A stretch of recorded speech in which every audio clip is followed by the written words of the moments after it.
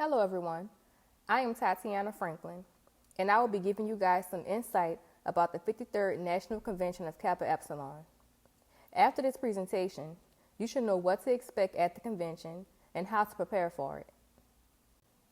The objectives of this presentation are to review the purpose of Biennium Convention, explain business meetings and traditional events, display examples of proper dress code during the conference, enhance engagement during a virtual conference, and to remind Kappa Epsilon brothers and sisters of the lifelong bond to KE. So again, I am Tatiana Franklin. I will be graduating with my PharmD on May 8, 2021. I was initiated spring of 2018 in the Alpha Nu chapter at Xavier University, College of Pharmacy. I am currently the VP of Communications intern. I work with the Vice President of Communications, Dr. Nakina Hankins. Previous positions that I have held are the Alpha Nu chapter president and the Alpha Nu chapter treasurer. Our 53rd National Convention will take place August 6th to August 7th, 2021 virtually. This year also marks 100 years that Kappa Epsilon has been a professional pharmacy fraternity. So we are also celebrating our 100-year anniversary. In honor of our 53rd biennium and our 100-year anniversary, I have a couple of quiz questions for you guys to ponder on. First question. The very first Kappa Epsilon National Convention was held April 28 to April 29, 1922. What city did this conference take place in? Was it Austin, Texas, Iowa City, Iowa, Minneapolis, Minnesota, or Lincoln, Nebraska? And the answer was Minneapolis, Minnesota. Next question. In what city did the 2019 biennium take place? And the correct answer is Charleston, South Carolina. Next, I will discuss the purpose of Biennium Convention. The convention is a meeting to join Grand Council, collegiate chapters, alumni chapters, brothers and sisters of Kappa Epsilon. We review and vote on national bylaws. We discuss concerns and changes for the fraternity. We nominate and elect Grand Council officers for the next biennium. And you're able to bond with your fellow KE brothers and sisters. So you'll be able to meet and greet with your KE sisters and brothers from all over the country. To register for the National Convention, you can visit the website listed, kapepsilon.org/KE-convention-2021. With this year's virtual registration fees, chapters should consider sending additional officers or members.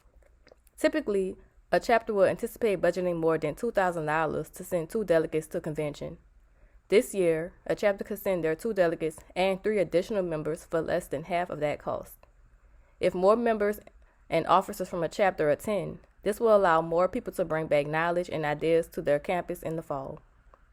And lastly, the deadline to register is May 15th, 2021. Next, I want to discuss the hierarchy within Kappa Epsilon. First, I want to discuss the Grand Chapter. Kappa Epsilon fraternity is governed by the Grand Chapter, which is composed of up to 2 delegates from each collegiate chapter, up to 2 delegates from each alumni chapter, a minimum of 1 delegate or 10% of the alumni at large attending the convention, members of Grand Council, and the past Grand Council presidents in attendance. The Grand Chapter meets biennially in the odd number years at National Convention, where it decides on matters concerning the fraternity at 3 business meetings. Next, I'm going to discuss the Grand Council. The Grand Council is the body of national officers that manages the fraternity between conventions. There are 9 members on Grand Council, 7 of which are elected at each biennial convention. These individuals are volunteers and are not paid by the fraternity. First, we have the Grand President. The Grand President coordinates the planning of and presides at the convention and Grand Council meetings. They appoint all committees, with the exception of the nominating committee, and acts as a responsible agent for the management of the fraternity. Next, we have President-elect. President-elect uses the 2 years to become familiar with the duties of the president, oversees all national committees, coordinates the chapter colonization program, and identifies new chapter opportunities and reactivation of inactive chapters. The Vice President of Alumni Development serves as a liaison between alumni and Grand Council. They also serve as advisor to alumni liaison officers of collegiate chapters, alumni chapters, and individual members and alumni at large. Next, we have the Vice President of Collegiate Development. This position coordinates the activities of collegiate chapters, their advisors, and individual members. They direct chapter visitations, serve as a liaison between collegiate chapters, advisors, Kappa Epsilon national liaisons, and the Grand Council. The Vice President of Financial Development oversees all funds and disperses them as directed by Grand Council. They also arranges audits of books before each convention. The Vice President of Membership Recruitment serves as a liaison between Grand Council and collegiate members in the area of recruitment. They provide education tools regarding fraternity policy, procedures, and rituals. They also evaluate chapter new member programs. Next, we have the Vice President of Communications. This position oversees the organization and publication of the bond. They develop and update the Kappa Epsilon website with the assistance from other Grand Council members. We have the Secretary. This position records convention proceedings for distribution to convention attendees and chapters following convention. They prepare a roll call for convention. They record minutes of meetings and official business meetings of Grand Council, sends notes of congratulations, sympathy, and encouragement to members as needed. Lastly, we have the immediate past president. This position serves as an advisor to the Grand Council. In addition, each collegiate chapter is assigned a Grand Council officer to serve as their Grand Council connection. The purpose of the Grand Council connection is to give each chapter a specific officer on Grand Council to whom questions and concerns can be directed and facilitate communication between the chapter and the national office. Next, we will discuss virtual engagement. Just because the convention is virtual, that doesn't mean that it has to be a dull experience. Become more engaged with the other attendees. So number 1, turn on your camera. This mimics being physically in the meeting room together. It is also very exciting to actually see your KE sisters and brothers so that we're able to connect. Number 2, collaborate and communicate via social media. You can create fun and cute hashtags to promote that you're actually in attendance at a conference. And lastly, number 3, take notes and ask questions. By doing so, you'll be able to effectively follow along during the meeting. I also recommend introducing yourself with your name, chapter, and university when asking questions and engaging with other chapters. So what should I expect? Meetings will be on both Friday and Saturday. All delegates are required to attend. Delegates are to be present for roll call. If they are tardy, they will be marked absent, and it could put their chapter in jeopardy of probation. There is also an example of the schedule on the KE convention page. You can also have opportunities to meet with alumni, past Grand Council presidents, and KE Foundation members. You can discover more ways to be involved in KE. For example, you can learn ways to get involved with KE besides just at your chapter. You'll meet and greet with other KE chapters. You'll get to meet your Grand Council officers. You can build leadership and communication skills. So you can learn something new and pass it along to your chapter members later. And lastly, you can learn the importance of order and planning for your chapter. Again, you can bring these things you've learned back to your chapter in the fall.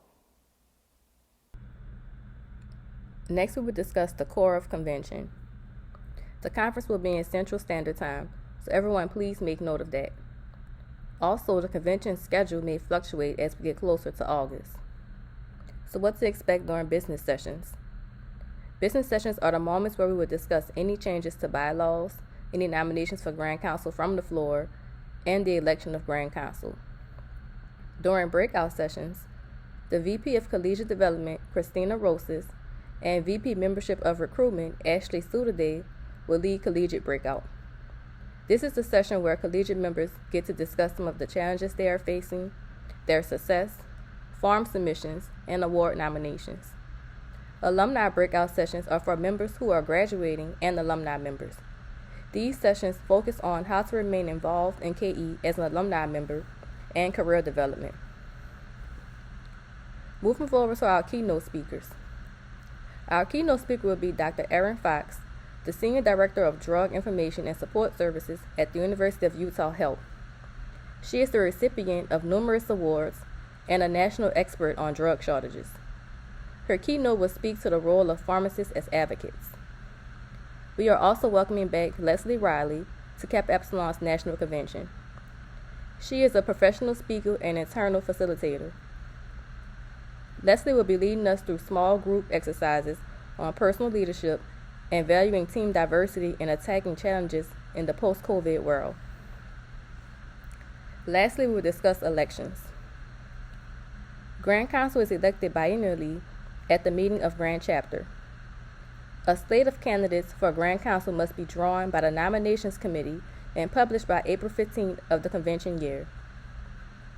The committee presents its report to Grand Chapter at the first business session during convention. Nominations for the office of Vice President for membership recruitment and nominations from the floor for other officers also take place during this session. Elections are held during the next to last business section. Votes are cast by secret ballot unless there is one nomination for the office. A majority of votes cast shall be required to elect. Grand Council members must serve 2-year terms.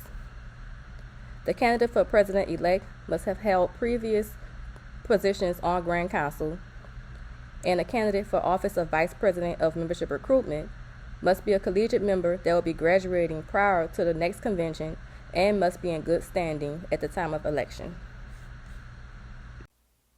Next, we're going to discuss business meetings. In our business meetings, we have discussions and votings of KE business such as budget and bylaws revision. Chapter delegates must be present for all business meetings and elections. The format is in Robert Rules of Order. Robert Rules of Order format is available for review in the Guide to KE Appendix 5. So next we will discuss the KE slate, bylaws revision, and budget. You guys can refer back to the email sent by Kappa Epsilon Executive Office on April 15th to review the candidates for the 2021 to 2023 Grand Council slate of officers, the bylaws revisions, and the budget. We will move forward to the VP membership recruitment position. The VP membership recruitment position is not a slated position. This position is available to collegiate members. Nominations are to be taken from the floor during the 53rd National Convention during business sessions. If you are considering a position, you may contact the current VP membership recruitment, Ashley Sudaday, via email. Lastly, be prepared to give a 2 to 3 minute speech during the convention. So our next slide shows photos of our 2019 Convention Award recipients.